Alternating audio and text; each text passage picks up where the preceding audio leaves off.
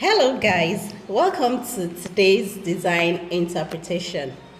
I will be showing us how to create this style. This is it's in on Pinterest. You can search for it. It's a high-low design, but the fashion term is MULLET. M-U-L-L-E-T. Okay, so let's just go straight into creating our pattern. Okay, I'm just going to make this show a little bit. So I have my front and back bodice blocks. I'm not going to create a dress. I'm going to create a high-low top. So the longest parts will be the hip level. So the back will be longer and the front shorter.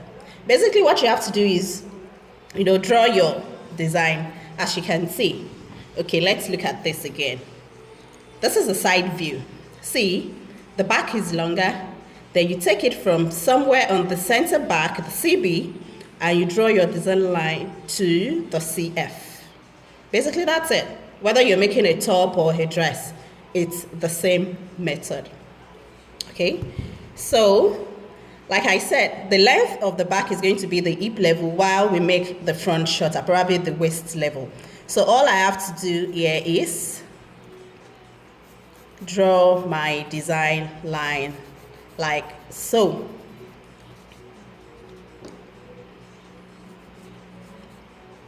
Like so. But there's something you need to correct on this block. Can you see this brown part is like the dot that separates your front and your back? Looking at it, can you see it looks like a dot already? So what you need to do, because the point at which the style line crosses the back side and the front side are not on the same level. So you need to correct this. You need to true it. That's what you need to do. So how do you true? You try and close this dot, this thing that looks like that, and like so. Can you see they are no more on the same level?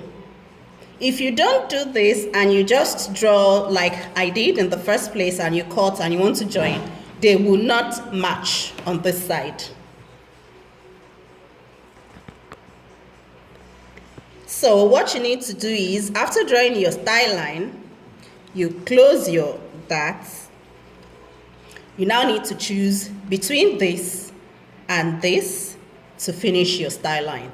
So I like to always go with anyone is fine actually, but I like this because of the depth here.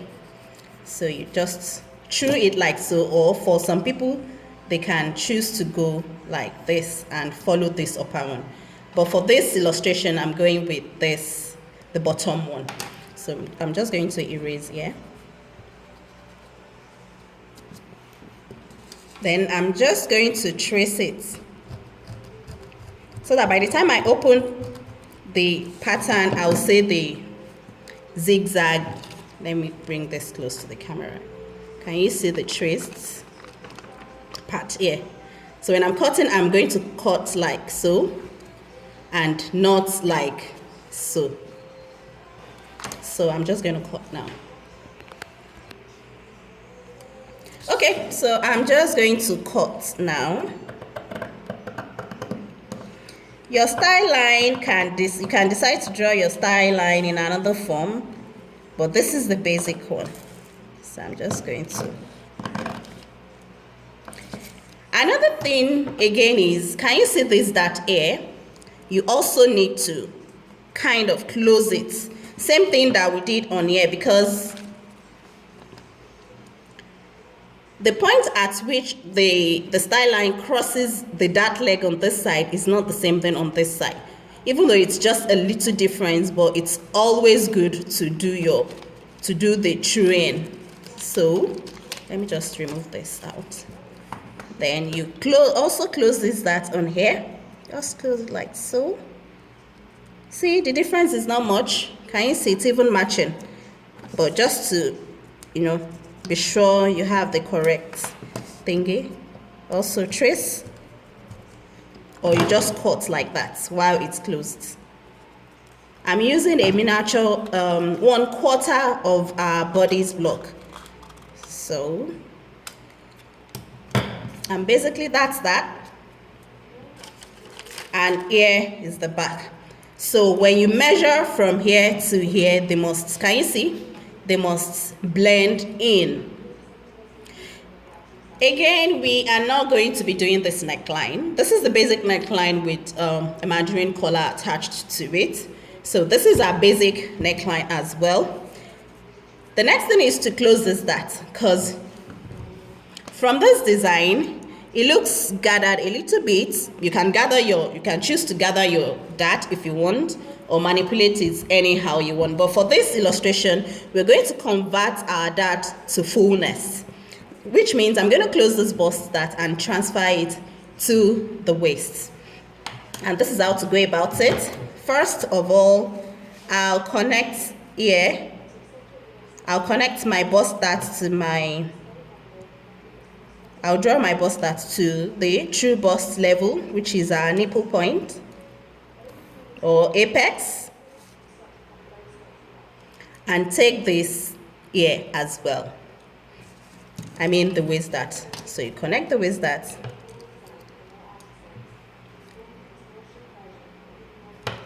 here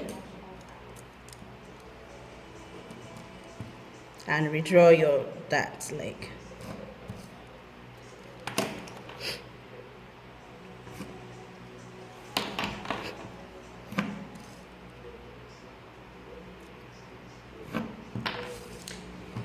So we slash through the middle dart line up to the true bust, or the nipple points, or the apex as some people will call it.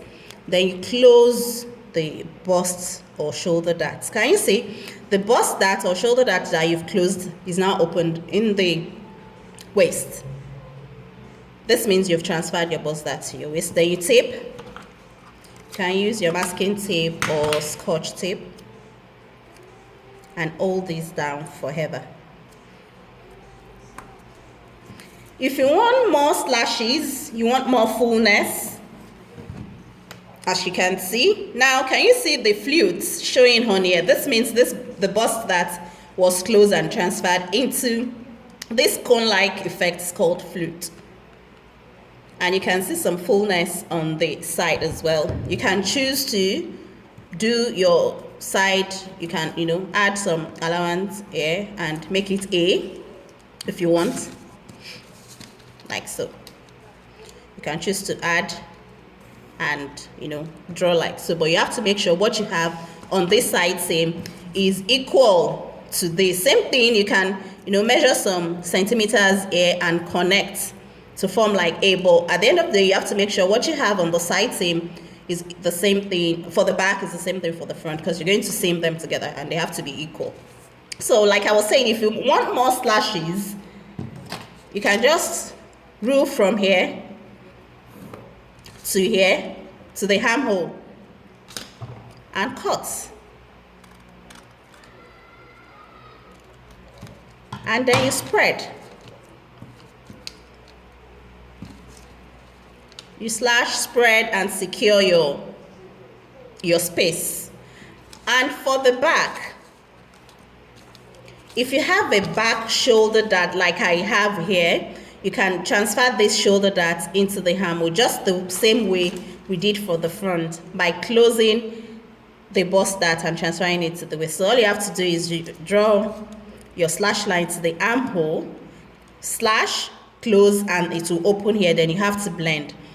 Because most times, especially if you're adding sleeve, you might need some ease on your armhole. So transferring this into the armhole is a good way of adding ease instead of cutting your armhole bigger.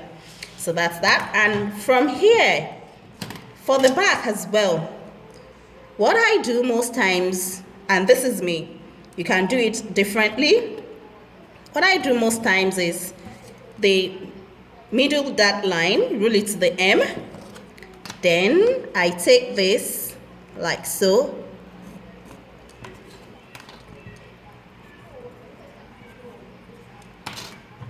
So I cut.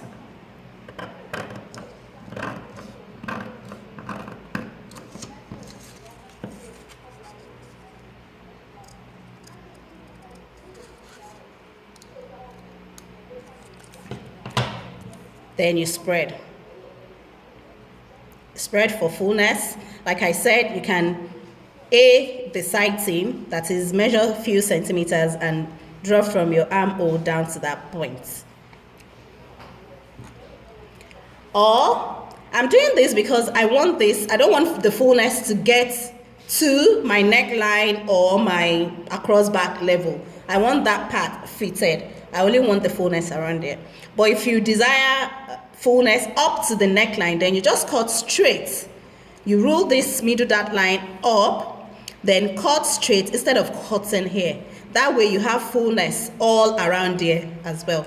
And just like the front, if you desire more fullness, cut from here, rule a line from here to somewhere on the armhole, like so, and cut, slash, and spread for fullness. So basically, this is how this is going to look like. I'm just going to secure this. Okay, so yeah, I've secured the pattern. If you can see, while this is opened, it lengthened, it gave an addition at the hem. So all you have to do is blend the hem like I have done on here. See? Just to the center back. A lot of blending occurs in when you're creating patterns, and you have to make sure you do the blending very well. So I have done the blending. I've even decided to add to the length of the CB here. So just to, because I can't do it this way. I can actually do it this way, but I will be getting rid of this part. Remember when we closed the waist and the side seam, when we're about to do this side seam, how we closed it is the same thing, and we chose the below as to taking the above line. So you can actually do like so if you want, but you'll be getting rid of this part, this white part, which is part of your construction, or you add to the length of the CB and just go with this part. Either of the two is fine, but what you need to understand is the side seam level must not change, so that when you're joining this side seam to the front, it will come to the same thing. Also, I've done a slight blending in front too. Remember, you can't exceed, you can't add to the side seam, because the two must come back together when you're sewing. So I'm just going to trim them out neatly. So basically that's it. That's how to go about doing your basic pattern for a mullet. Also, you can decide to do a different back. Here you can see like an inverted pleat on the center back. Let me just bring this closer to you. I haven't shown that, but if you desire, you can show it on your CB, or you can even pleat it like I have done on here. Can you see this is the front, this is the back. I'm not sure if you can see. I pleated the back and I pleated the front. This has a yoke. If you desire, you can have a yoke both in front and at the back. You can be creative about it actually. But this is how to create a high-low pattern neatly. All right then, till next time, stay blessed. Bye-bye. Thank you.